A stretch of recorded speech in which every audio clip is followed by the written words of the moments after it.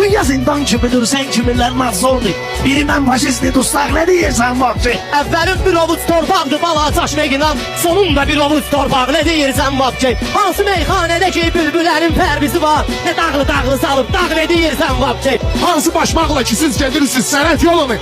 Mənə məxsusdur o başmaq, ne deyirsən vapşe? Başmağı tərifləmək giyinmişəm başmağı ve yarı yolda qaldım axsaq ne deyirsən vapçı? Ne kadar meyxananın Reşat Necat saqqalı var. Sen eləmə oyna da oyuncaq, ne deyirsən vapşe? Qaldı ki oyuncağa sənin özü oynadaram, sən oyuncaqsan ayaqmaq ne deyirsən vapçı? Bəs ki sən dağlı Reşatla girişmisən qumara. Gedəcək sənə evə sılpaq, ne deyirsən vapşe?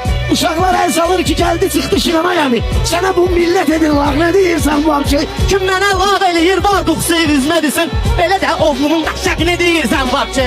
Yəqin bu tərbiyəni evdə sənə atom verir. Bu da mərvət, bu da əxlaq ne deyirsən vapçı? Məni atan mərd böyüdüb, səni də atom belə böyüdüb. Qız kimi maska utancaq ne deyirsən vapçı?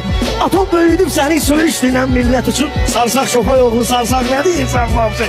Bayaqda özün dedim bülbülərin bülbülüsən. Qıraram qənətimə sansaq ne deyirsən vapçı? Pərvizi bəyənməyən pərvizə sən əmidimisən? İndi də yaltaq ne deyirsən vapçı? Qaldı ki meyxanaya mən səni orxan eləmişəm. Ne atırsan mənə şıllaq ne deyirsən vapçı? Pərviz o vaxtda orxan məclislərdə qan eləyir. Sən də qarşılıqda tumansaq ne deyirsən vapçı? Mənə mən qarşokumu qoydum sənin qabağına. Elə biliyimisən quymaq ne deyirsən vapçı?